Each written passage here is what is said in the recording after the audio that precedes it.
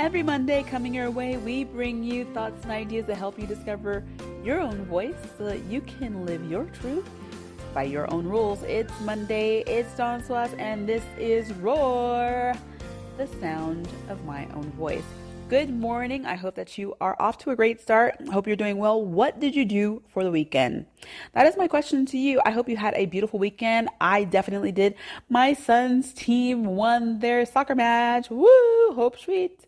Hope FC Wolero. And let's see what else. I had a beautiful walk on Sunday, which was spectacular. And actually, that brings me to today's episode because today I'm going to talk about peace. When people say guard your peace, what does that mean to you? This requires a little bit of background, so let me take you on a journey first on my Sunday walk, which was about 3 hours long. And then I'm going to get into what peace looks like and what it means to guard your peace for me in my world. So on Sunday, I was doing some work. I recorded a podcast for talking to strangers on the Travel Cake Life podcast, which is on travelcakelife.com. And I was listening to, I was recording podcasts. I was doing some work. I was putting everything on Spotify. I was kind of doing an administrative, little marathon for my Sunday. And I wanted to go for a walk, but then I was just like, I want to also do this work. And it's because I monetized my podcast. And I was just like, yeah, I'm so motivated to get things done. I really want to, continue with this work. But Diego came on, we had a phone call, and he said, you know what, I'm going to go outside. I'm going to go for a walk. Do you mind if I walk while we talk? I said, of course not. Absolutely. Grab your mask, go ahead and walk. And then I thought, you know what, I have been wanting to go for a walk as well. So yeah, let me pick up my things and also go for a walk. And so I got dressed and we started our simultaneous walk. And I live by a river in Zurich, and so that was great. And I was like, it'll be nice. I'll have a short little walk. But this short little walk turned into a 3-hour walk, as I already mentioned, and it was a really fun time. But at the end, it turned to a very introspective talk. And basically, I was on the way back, walking back home, and there are 3,000 different ways to get to my apartment. Just so happen I come upon a park and it has a gate to it.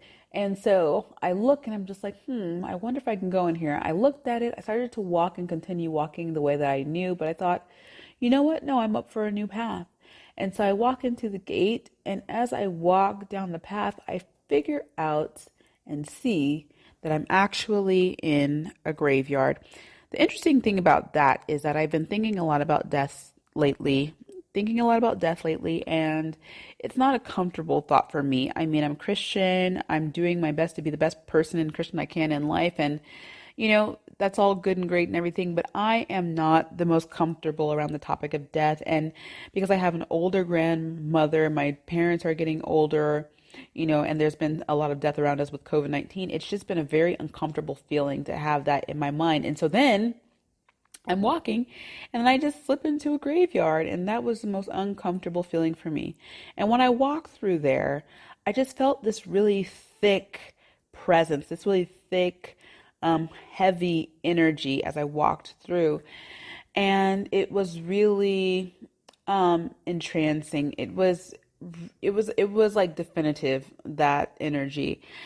And so I'm walking through the graveyard, and just as I entered the graveyard, not knowing it was one, I had asked my boyfriend, what do we want to look forward to in this next year? What are our goals for this next year? And so as I'm walking through, he's telling me his side, like, I want this, I want that, I want to make sure that we're doing this and that. And I say, And so I'm only halfway listening because, obviously I'm overcome and overwhelmed with this whole experience. And so as I kind of walk to the end and begin to exit the graveyard after having that whole experience, he says, so what about you? Are you going to put your own thoughts into the conversation? Being a very patient and understanding boyfriend. And I say, yeah, I'm going to. And I started to think about it, and words came out of my mouth that I didn't even expect to come out of my mouth. And I said, you know what? I'm thinking about what I want in this next year. And it's not so much that I want things, it's that I want a feeling. And this next year, I just want to feel peace. I want to feel freedom, and I want to feel peace. You know, the thing is, I've been going through quite a situation with my children's father, and it's just been, very taxing on my children, which of course is not comfortable for me. And there's just been the whole coronavirus thing and the lack of travel thing. So it's, of course, for everyone in this world been a little bit of a trial and a tribulation. And so I said, I just want peace so that I can get to doing things that actually matter. I don't need to actually pinpoint the actual things I want. I just need peace and freedom so I can get to living a life of making change and making impact and making movement, because everything I'm going right through right now, it doesn't really bring me anywhere, and it doesn't really bring a whole lot of people anywhere, and it's just wasted time. And so it was so interesting that I kind of got that thought, and it was so interesting that I got that feeling, because as I brought the topic up, I wouldn't have guessed at all that I would have had that answer. And so he starts telling me about a film he saw on Netflix called, it was a Morgan Freeman movie called, I think, The History of God, or The Story of God, rather, on Netflix.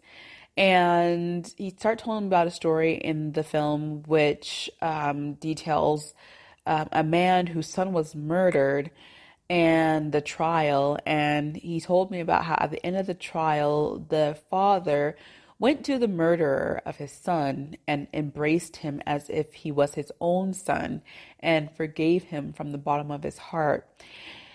And when he said that, it already started to bring up some emotions in me, because I'm walking down this path. I'm surrounded by joggers and families and a nice, beautiful flowing river. It was the perfect place to get emotional. But then he said the following thing that really kind of just messed me up and made me teary-eyed. He said, in that moment, this man was, in a sense, showing greatness. He said, imagine the example he's showing to his children.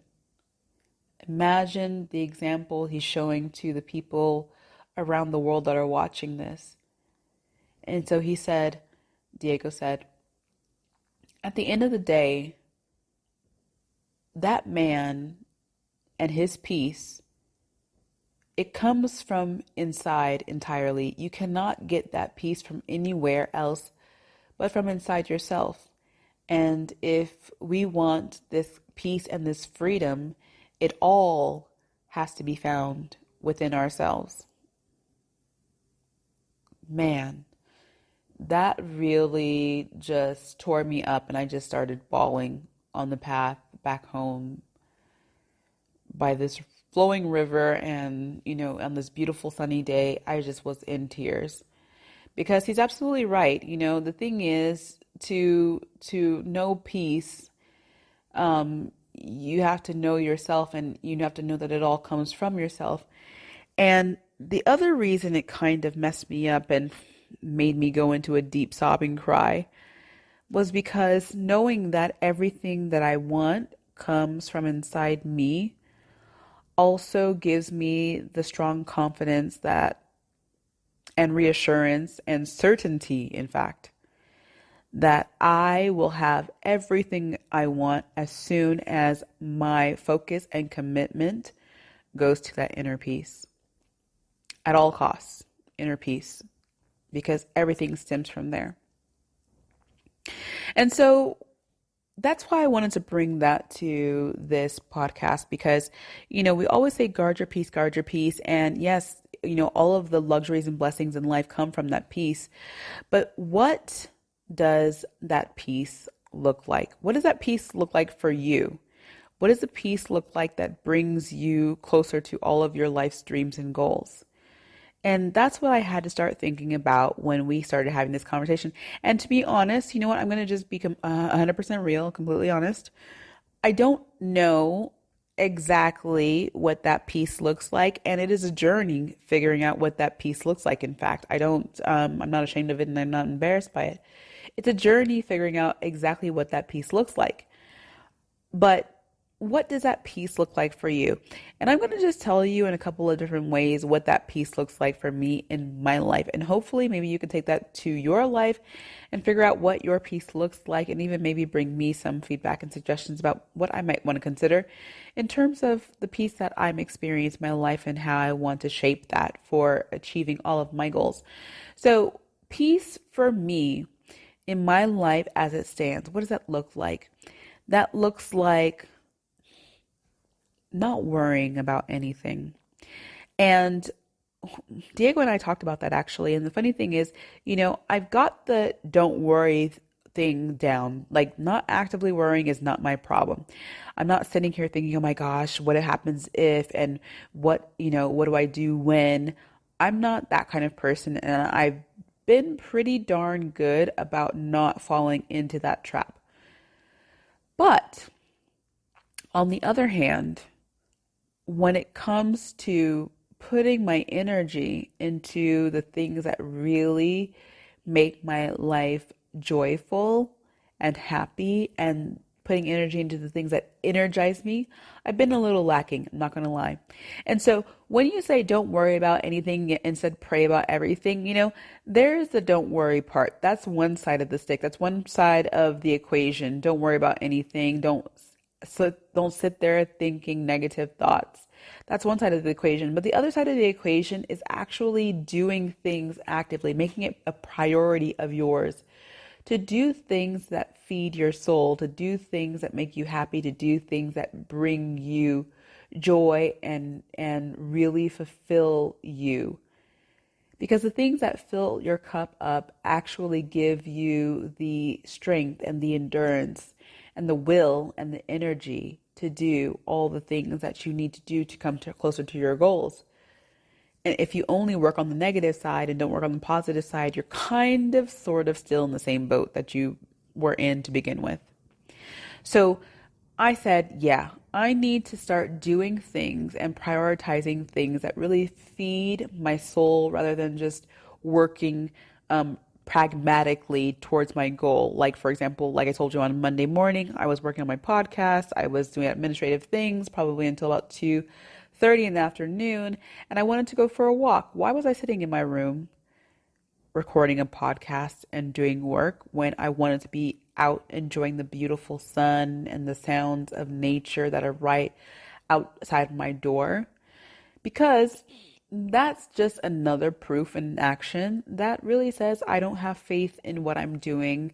I feel like I need to work hard and exhaust myself and sacrifice myself for my goals. And that shouldn't be the case, because that is not the case that I need to do that.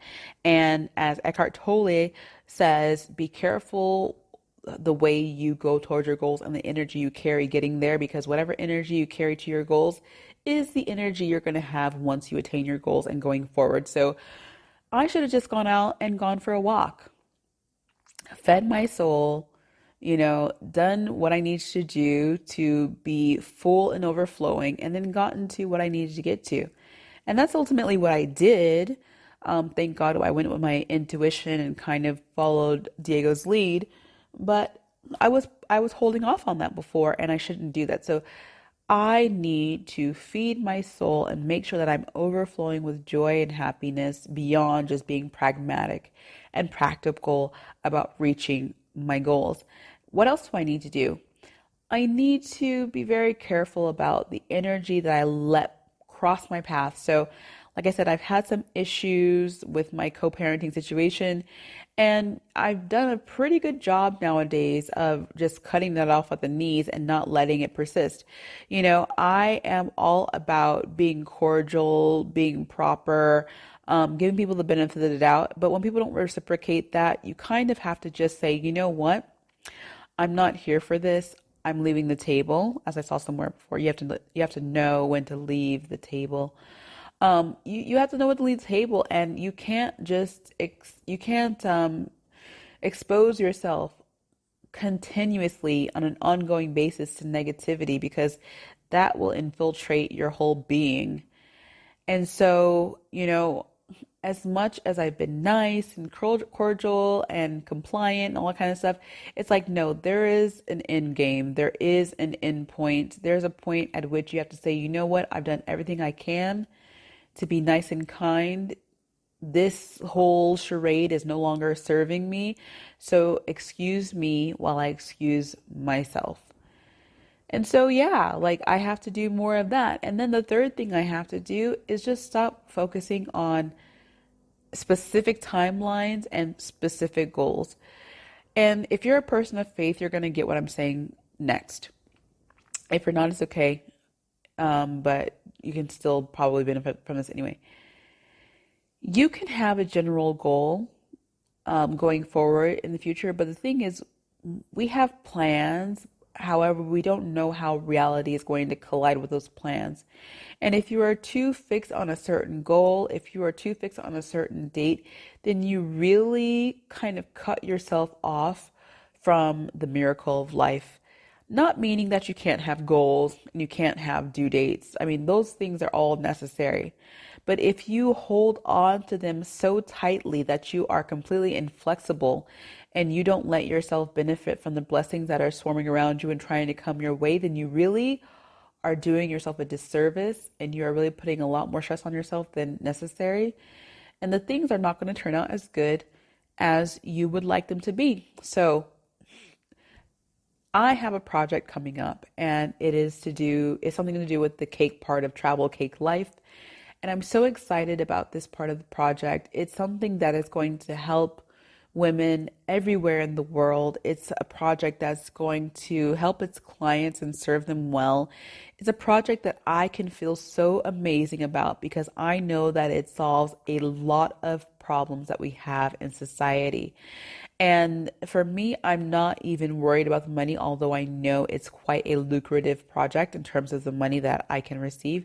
The thing is, what motivates me actually is the fact that I can help so many people out there in the world, right? But the thing is, I almost got myself a little flustered and a little bit demotivated with trying so hard to figure out the exact trajectory of this plan and the exact path that I need to take to get to my goal.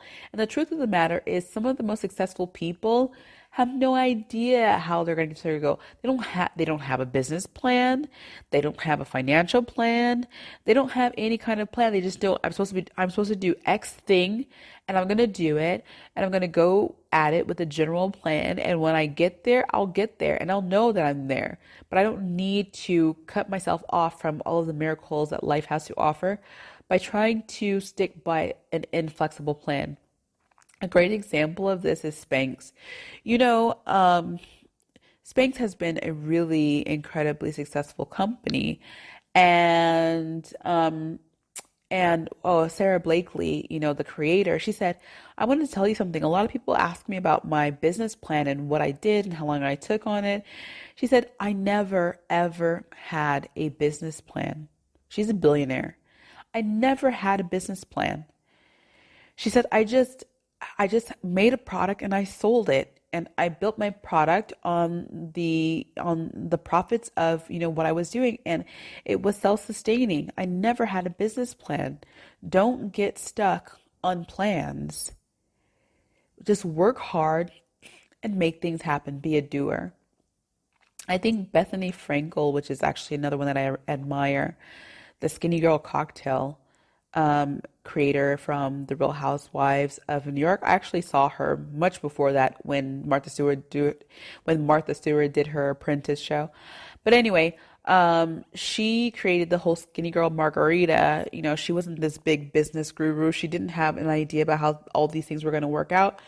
But she went for it. She knew she had a good product. She got the deals that she needed to launch it, and she just worked her ass off to get it done. But it's not that she had to have everything perfectly planned. She worked with a product that she was passionate about, not just because of the money, but she had been making these skinny girl margaritas for herself, she said, for a very long time. And, someone told her, you should bottle this, and she did it. And she just kind of went with the wind and made it happen. You don't need a plan. And so the third thing that I'm telling myself is don't get caught up on plans. Don't get stuck on what you should do and what all of the textbooks say. Lessons, textbooks, methods, practices, the way you should do things is purely, and I mean this, it is purely an opinion. The way you should do something is the way that maybe a lot of people do it, but it's not and never the only way. And mostly the people who make the biggest impacts don't do things by the rules. So just think about that one. So those are just a few ways that I am creating peace in my life and letting peace exist in my life.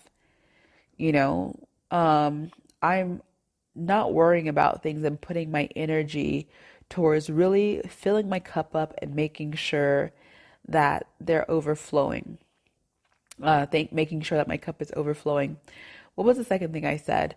I don't know. The third thing I said is that I'm not getting stuck on dates. I'm not getting stuck on specific goals that I have to meet, because if I don't, then the whole world's going to collapse.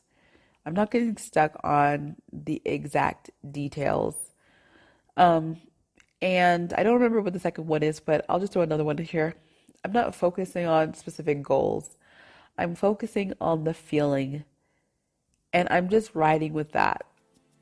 So I'm wondering, when you say you're going to protect your peace, what are you specifically doing to protect your peace in your life, and what does your peace look like? And when you set goals in your life, what do those look like? Are you going for specific things? Do you want a Jaguar or a Porsche, or do you want a big house? Like, what are the things that you are focusing on, and how's that working for you, by the way? I'm wondering. That's not a comment, it's a question. Anyway, I hope that podcast brought you a little bit of light and shine in your day. I hope that if you did like it, you'll pass it on to a friend who might need some encouraging and might need to second think the way they're setting their goals and creating their perfect life. Go ahead and go to the new website also, travelcakelife.com. Have a look and a listen to the Talking to Strangers podcast. Look at the shop on there that is curating a bunch of different things from around the world, like that Turkish coffee that I am obsessed with. And then go ahead and follow Travel Cake Life on Facebook, and then also join the Genius Travel group, which is going to be bringing tips about travel. In the meantime, I'm going to wish you a beautiful start to your day. Go ahead and make this the best day of your life, because it's the only day that counts and matters.